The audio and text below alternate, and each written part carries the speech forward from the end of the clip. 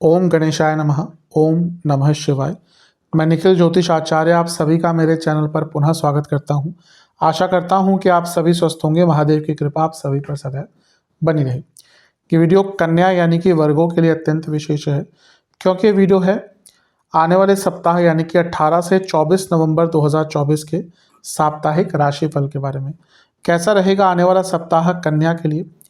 जो मेरा साप्ताहिक राशिफल होता है वो प्रमुखतः चंद्रमा और उनकी गति पर आधारित होता है। चंद्रमा एक ऐसे ग्रह हैं जो बहुत तेज गति से भागते हैं और करीबन 2.25 से 2.5 दिन में अपनी राशि बदल लेते हैं। तो स्वाभाविक है कि पूरा हफ्ता जो कि 7 दिन का होता है उसमें कई बार चंद्रमा का राशि परिवर्तन होगा। चंद्रमा मन के कारक हैं और उनकी विशेषता ये है कि जिस भी भाव में जाते हैं उसको एक्टिवेट कर देते हैं। इसी कारण से साप्ताहिक राशिफल की विशेषता भी बहुत हो जाती है, क्योंकि चंद्रमा की इस गति का डे टू डे एक्टिविटी पर प्रभाव बहुत पड़ता है।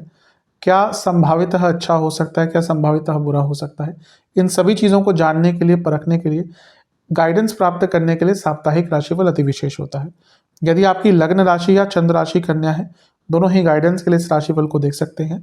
टेक्निकली अलग अलग राशिफल नहीं बन सकते, जहाँ से आपको ज़्यादा रिलेट करता है वहाँ से इसको ऑब्जर्व कर सकते हैं। तो शुरू करते हैं इस अत्यंत महत्वपूर्ण राशिफल का। चंद्रमा आपके 10वें भाव में आ जाएंगे यानी कि मिथुन में। ये होगा 18 नवंबर 4:30 बजे सुबह के, और 20 नवंबर सुबह के 8:30 तक चंद्रमा यहीं पर रहेंगे। चंद्रमा का 10वें भाव में आना एक प्रकार से अच्छा ही होता है। लाभ स्थान के स्वामी हैं। 10वें भाव में आने के करियर में लाभ मिलेगा, कर्मों में सफलता प्राप्त होगी।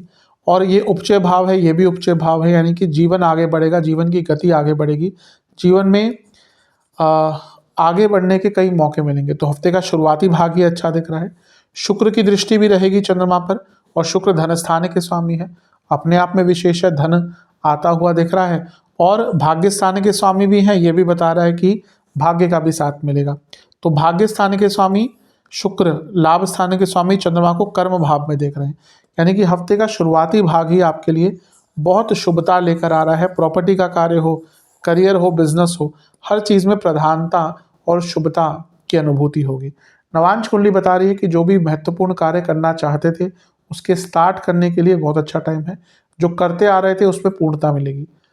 दशांश कुंडली कार्य क्षेत्र में बहुत अच्छा समय है। जॉब चेंज हो या करियर में आगे बढ़ना हो, बहुत अच्छा टाइम है। यहाँ पे अगर आपके प्रमोशन आदि की बात चलती है तो वो भी अच्छा टाइम है। लव लाइफ की बिजनेस की जहाँ तक बात है, थोड़ा सा अपने मार्केटिंग स्ट्रेटेजी पर काम कीजिएगा और एक ऑथेंटिसिटी अपने प्रोडक्ट्स और सर्विसेज में लाइए, उसकी कमी दिख रही है।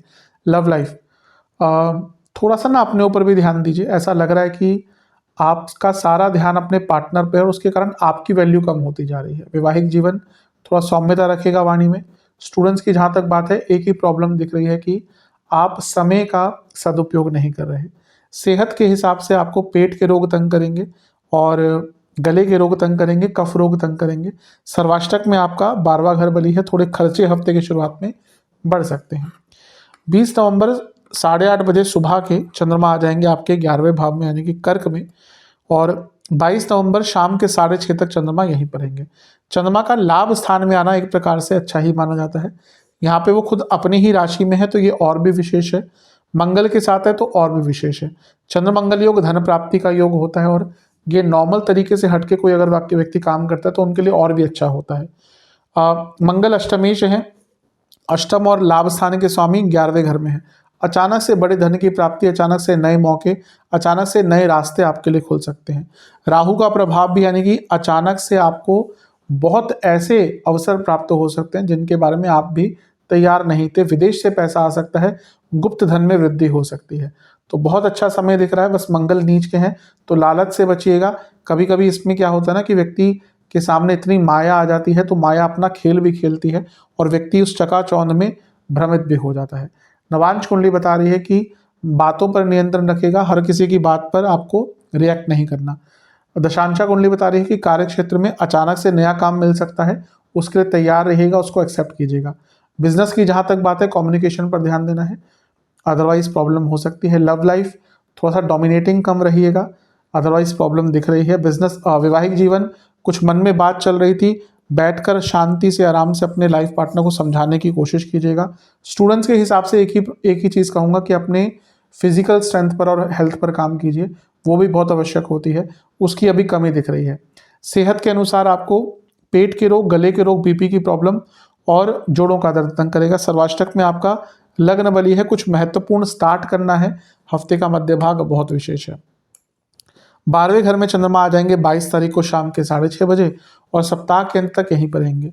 लाभेश का 12वें घर में जाना मिश्रित प्रभाव देता है, खर्चे बढ़ते हैं लेकिन विदेश से पैसा आने के योग आपके बन जाते हैं। लेकिन चंद्रमा का 12वें घर में आना अच्छा नहीं होता। इनसिक्योरिटीज, चिंताएं, व्यर्थ की चिंताएं, सेहत, सब पर नकारात्मक प्रभाव पड़ता है। मानसिक विकार अगर ऑलरेडी कोई है तो दिक्कत होगी और यहाँ पर कई चीज़ों को लेकर असमंजस की स्थिति रहेगी, कन्फ्यूजन की स्थिति रहेगी। यहाँ पर शनि के प्रभाव भी है और शनि विषयोग बना रहे हैं, तो यहाँ पे हाँ, क्योंकि शनि खुद विपरीत राजयोग भी बना रहे हैं तो कोई लीगल कार्य, क्योंकि छठे से सप्तम भाव है तो कोई लीगल कार्य पूर्ण हो सकता है। लेकिन विष दोष के कारण जो मानसिक अस्थिरता है, यानी कि मानसिक स्थिरता की जो कमी है वो और भी बढ़ेगी और प्रॉब्लम आ सकती है।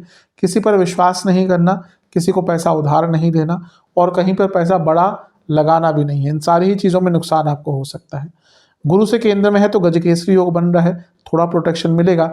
लेकिन ये चंद्रमा पापकर्तरी योग में भी है, यानी कि इतना सकारात्मक प्रभाव चंद्रमा पर है नहीं, इसलिए अनिश्चितता और डर ये थोड़ा सा तंग करेगा। नवांश कुंडली बता रही है कि थोड़ा सा उतार चढ़ाव भरा ही समय होगा हफ्ते का अंतिम भाग।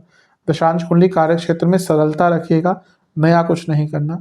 बिजनेस की जहाँ तक बात है, थोड़ा सा बिजनेस को स्ट्रॉन्ग कीजिए, बेसिक्स को स्ट्रॉन्ग कीजिए।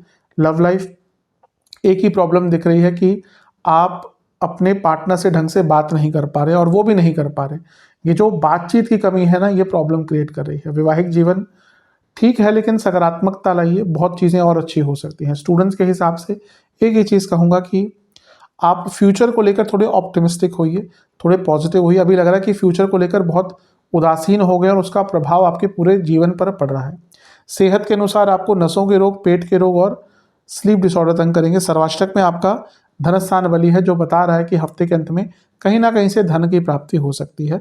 रुका धन या गुप्त धन के स्रोत भी बढ़ेंगे। उपाय के अनुसार आपको गणेश जी की एक बार आरती करनी है और उनको लड्डुओं का भोग लगाना है। आशा करता हूँ कि वीडियो काम आएगी। चैनल पर नए हैं सब्सक्राइब कीजिए, वीडियो को लाइक कीजिए। मिलता हूँ अगली वीडियो में, तब तक के लिए ओम नमः शिवाय।